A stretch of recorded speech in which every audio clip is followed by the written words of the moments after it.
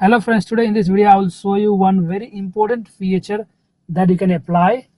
So for example, if you have been in the biggest shopping center and there are lots of car parking and you park your car in one of the level and you forgot where you park the car, then this video will help you to find out where you park the car. So for that, open the Google Map. So just go to the Google Map, open the Google Map, and then once your Google Map is opened, you can see a blue symbol. That means that's your location. Click on that. So once you click on that round button, then you can see this option where you can see the share location and other option. So on the next to it, there is a save parking as well. So click on that.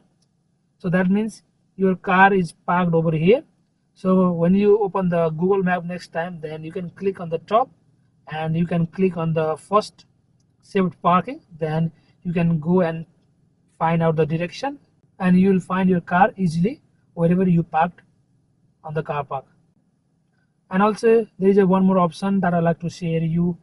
So if you click over here, you can also share the location to the friends and family until you turn off this option or only for certain hours.